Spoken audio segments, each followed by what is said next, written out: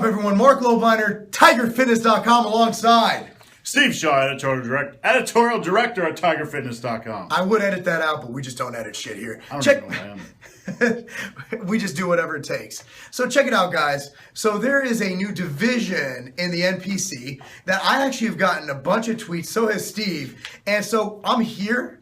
We're at headquarters in Mason, Ohio, soon to be Loveland, Ohio. And I wanted to go over our thoughts on this new division. Steve, what exactly is this new division? All right, straight off the presses, let's read about it. It is the let me read this. The National Physique Committee is proud to announce the creation of a new division called Classic Physique. Classic Physique. Classic Physique. All right. It says, thanks to the collaborative efforts of Jim Mannion, J.M. Mannion, Tyler Mannion, et cetera, et cetera, et cetera. Basically the Mannion family. Thank you. Everybody with the last name Mannion. Thank you. Classic Physique will bridge the gap. See that? Just for video, I did that. Bridge the gap. That's why he's the director.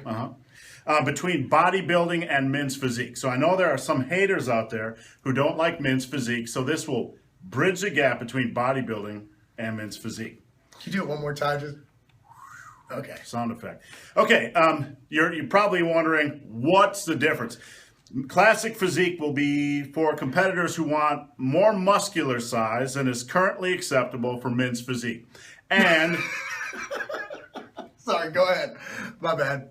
And... Look, I think they're going to be wearing spandex instead of whatever they're Remember Arnold's trunks? They kind of look like boxers. Like my boxer briefs cut right here, but it doesn't show glutes. It kind of just cuts under right there. That's what I'm guessing they mean by that.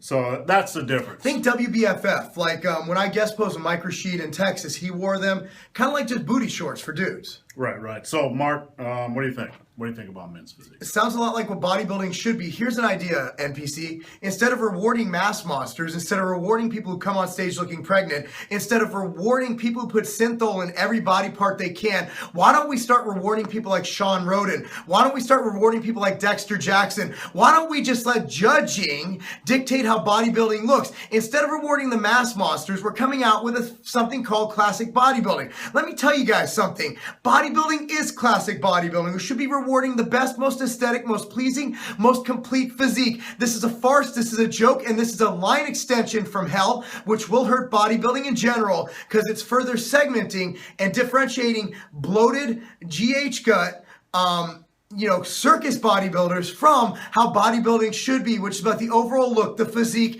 and the flow, and the beauty of the human body. That's my opinion. I've read tweets from other guys who have YouTube channels who go, this is great, this is great, this is great. I think this is a joke. I think this is a further knock on the fact that bodybuilding is dead.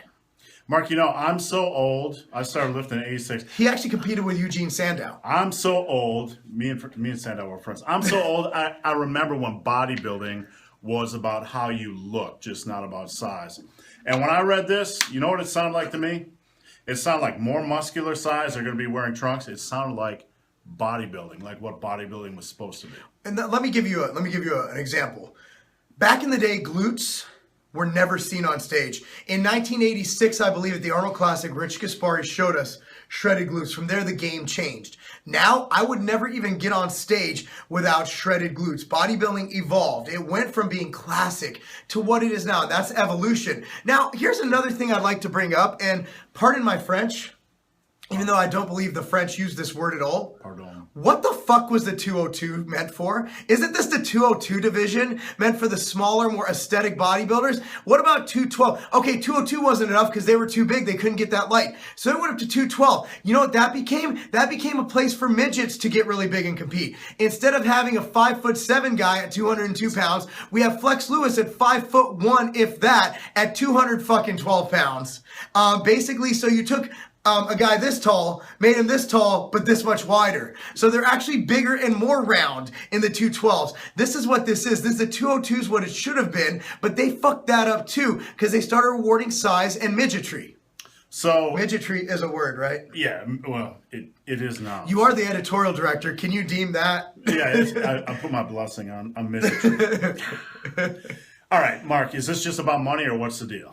It's always about money. Physique was brought out for money and bikini was brought out for money. And as someone who promotes bodybuilding. I am thankful for it because if it wasn't for bikini and physique, we would have issues filling seats right now. For example, at Sean's show in California, we didn't even have a bodybuilding division. All we had was physique and bikini, and it was a pretty respectable show. The bottom line is bodybuilding is dying, and this is a further sign that they're trying to save it. Instead of trying to save it by creating a division, here's something you should do. Tell your judges to stop voting between Phil and Kai, and who can get bigger and who can weigh 280 pounds shredded on stage with bicep peaks that defy logic, and start rewarding people like Sean Roden or the more aesthetic, smaller bodybuilders like Dexter Jackson, smaller being 5'6" at 240 pounds. Yeah, Dexter's tiny, isn't he? And stop rewarding the mass monsters. That's all you have to do. Instead, they further dilute it. And from a marketing standpoint, if you line extend, brand extend, or further dilute your product, which is what bodybuilding is doing,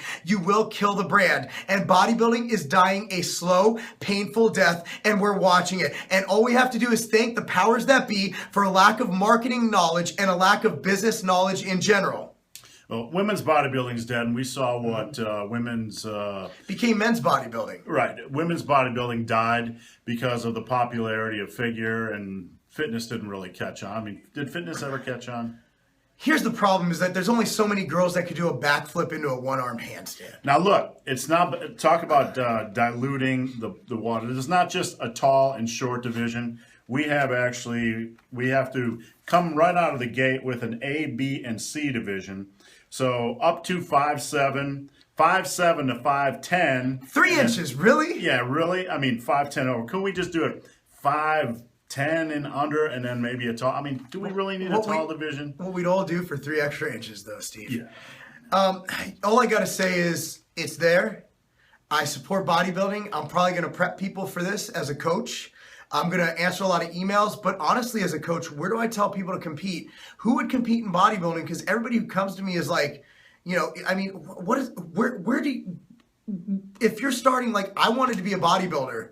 Now it's like, I want to be a physique or a classic bodybuilder or a modern bodybuilder. You start physique, work up to classic, and then take more drugs and work up to real bodybuilder. Why would you even work up to real bodybuilding? I mean, if in this day and age, you know, wouldn't everybody just tend to gravitate towards this? I mean, I would. The risk reward for going from this stage up to, you know, super mass monster and the chemical soup that's involved with that stuff.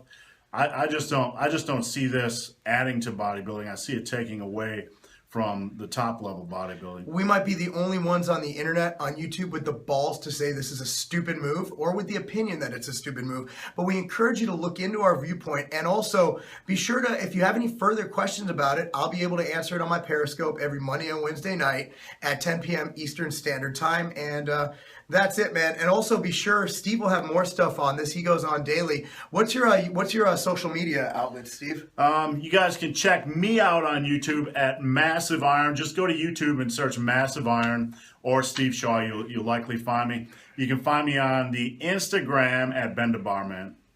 And of course, if you would like some nude pics, there's also Snapchat. Oh yes. So anyway, guys, thanks for watching. Steve, I think we got it out of our system. Yep.